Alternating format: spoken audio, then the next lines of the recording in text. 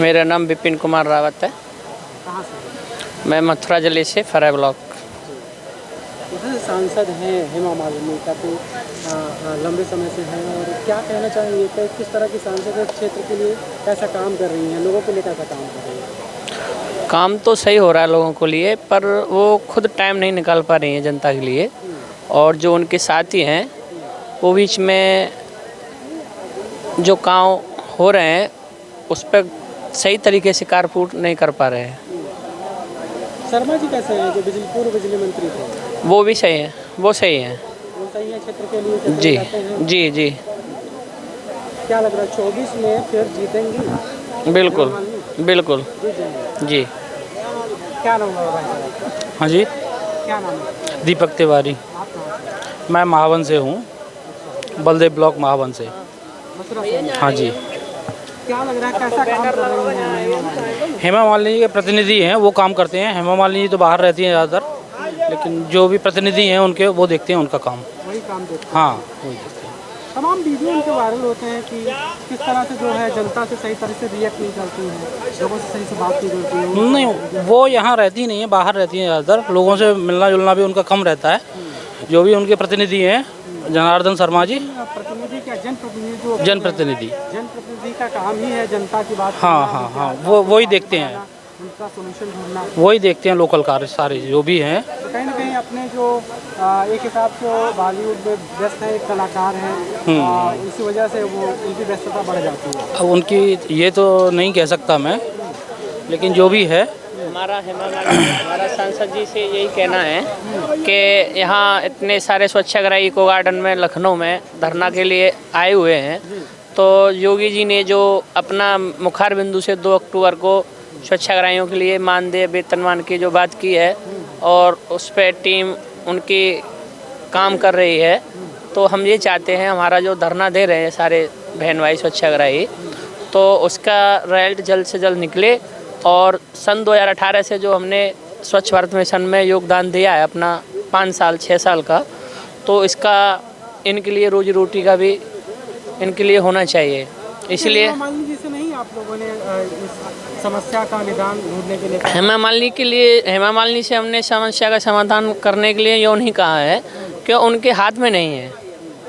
उनके हाथ में का मतलब क्या है? उनके हाथ में, हाँ, उनके लिए हमने लेटर दे रखा है और दबाव डाल सकते हैं। आपकी बात बिल्कुल सही है, क्योंकि वो भी एक पार्टी की वो हैं, मेंबर हैं।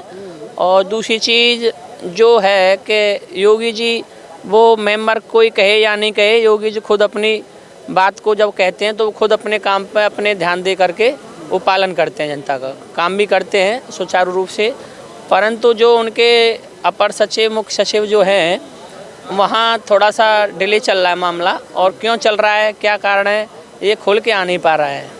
24 में क्या लग रहा है आप लोगों को? 24 में योगी जी सरकार आएगी, और सरकार तो आएगी। केंद्र में किसकी सरकार आएगी? 2024 लोकसभा चुनाव मोदी की आएगी।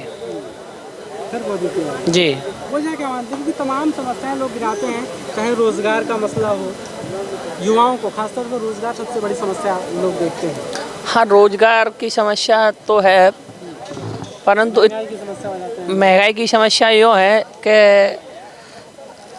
इसमें सरकार का कोई दोष नहीं है। महंगाई की में किसका दोष है? इसमें तो किसी का भी दोष नहीं है, क्योंकि जिनकी चीज़ें हैं जो विदेश से आ रही हैं। कौन दिलाए? सरकार का काम है रोजगार दिलवाना। हाँ, रोजगार दिलवाना सरकार का काम है, ये आपकी बात अच्छी है। और रोजगार का दिलवाना ये सरकार का काम है, और दिलवा भी रही है। थोड़ा सा जो उनके साथी हैं सरकार के, वो थोड़ा इसमें डिले करते हैं, क्योंकि सरकार की बात पिटे, सरकार की बात बिगड़े, इसलिए वो इस पर जल्द से जल्द एक्शन नहीं ले पाते हैं, अमल नहीं कर पाते हैं। राजकुमार पाठक। क्या लगता है आपको, युवाओं के लिए सरकार क्या काम वैसे देखा जाए तो गवर्नमेंट ने कई सारे जो तकनीक कौशल विकास हैं, कई सारी योजनाएं करी हैं, कई सारे प्रोजेक्ट करे हैं, जिसमें यह है कि अपने गवर्नमेंट की तरफ से कि अपने तुम स्किल सीख करके रोजगार के लिए कह रही है।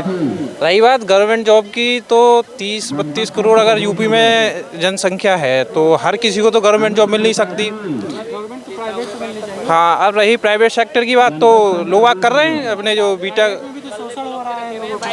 अब शोषण है, शोषण के लिए तो फिर यह है कि गवर्नमेंट को कोई पॉलिसी बनानी चाहिए जिससे शोषण ना हो। और देखा जाए तो अपनी यह है कि गवर्नमेंट थोड़ी उस पर आपके लोन वगैरह दे करके बिजनेस पे फोकस कर रही है, दूसरा विकल्प दे रही है कि आप बिजनेस करिए। क्या लगता है आपको कि 24 में जिस तरह से सरकार कहती है 400 पार इस बार होगा, इस बार आपको क्या उम्मीद है? 400 पार तो खैर मुश्किल है, लेकिन हाँ आएंगे तो मोदी जी। खैर बीजेपी पार्टी है, क्योंकि उनके सामने कोई अपोजिशन है ही नहीं और उसकी नीति ऐसी रही है। राम मंदिर वगैरह हुआ, जो बहुत बड़ा मुद्दा था उनका, तो उस कारण शायद मुझे नहीं लगता कि अपोजिशन बहुत मिलेगा। क्यों नहीं मिलेगा फ़ायदा, प्रॉपर फ़ायदा मिलेगा राम मंदिर का। और शायद अपोजिशन के पास कोई मुद्दा ऐसा है नहीं कि जिससे वो बीजेपी को डिफीट कर। अपोजिशन के पास मुद्दा नहीं है तो अपोजिशन को वो तोड़ने का प्रयास क्यों कर रहे हैं? इंडिया गठबंधन कहीं ना कहीं पूरी तरह खत्म कर दिया। बिहार में जो हुआ, तो हर पार्टी का अपना प्रयास होता है कि हर चुनाव में अपने भारी से भारी सांसद मतलब जनता का अपना जितना समर्थन प्राप्त कर सके, हर पार्टी कोशिश करती है। इंडिया गठबंधन ने भी किया था, उन्होंने इकट्ठे किए, लेकिन अब जनता का रुख देखकर ही जनप्रतिनिधि अपना निर्णय बदलते हैं। उनको लगा होगा कि जनता का रुख मोदी की तरफ है तो उन्होंने छोड़ दिया इंडिया गठबंधन। ये है। राहुल गांधी हैं, न्याय यात्रा इतनी लंबी कर रहे हैं, क्या ख्याल है उनके बारे में, क्या सोचते हैं? राहुल गांधी के साथ समस्या ये है कि मोदी के सामने राहुल गांधी के स्तर उतना है नहीं, क्योंकि आप उठा के देख लीजिए जितने भी चुनाव हुए हैं उसमें आप राहुल गांधी जी के, आप नॉर्मल सी बात है, आप भाषण देख लीजिए, किसके भाषण में ज़्यादा परिपक्वता झलकती है। वो एक सामान्य सा जो आदमी भाषा समझ जाता है, वो मोदी उसको सामान्य जनता तक अपनी बात पहुंचा देते हैं, राहुल गांधी नहीं पहुंचा पाते। तो स्किल कमजोर है, यही कहना। कम्युनिकेशन स्किल भी कह सकते हैं और कांग्रेस की अपनी रणनीति भी कह सकते हैं कि ज़मीनी स्तर पर उनका इतना जो पहले जो इंदिरा गांधी के टाइम पे पकड़ थी वो बिल्कुल ख़त्म हो चुकी है। बीजेपी की है संघ से जुड़ी पार्टी है, तो संघ के लोग तो ज़मीनी स्तर पर कार्य करते ही हैं, तो उनका ज़मीनी स्तर पर कार्य ज़्यादा है। सबसे बेहतर प्रधानमंत्री कौन लगता है अभी तक का, आज़ादी से अब तक का? बेहतर प्रधानमंत्री हर, जैसे कि सबने अपना अपना अहम योगदान दिया है। अटल बिहारी जी हुए, इंदिरा गांधी जी हुई, नेहरू जी हुए, सबने अपने समय पे अपने लिए अहम योगदान दिया। अटल बिहारी वाजपेयी।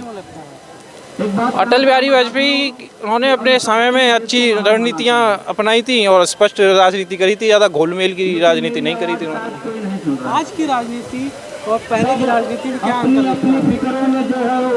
पहले की राजनीति में ये था कि जनता को जो बोल दिया जाता था तो जनता उस पर विश्वास कर लेती थी। आज की राजनीति में युवा समझदार है, जनता समझदार है और सोच समझ कर वोट करती है, मतलब उसको बरगलाया नहीं जा सकता। आज की राजनीति में ये है कि चीज़ें वही आ जाती है कि हर किसी को जन समर्थन चाहिए, हर किसी को अपनी राजनीति करने के लिए जन समर्थन आवश्यक होता है। लास्ट में राजनीति की मजबूरी यही है कि उसे वोट चाहिए, उसे संख्या चाहिए। अब संख्या के लिए ये है कि उसे कुछ सहारे लेने पड़ते हैं। जोड़ तोड़ की राजनीति है कि आज की आवश्यकता है तो उसी हिसाब से किया जा रहा है।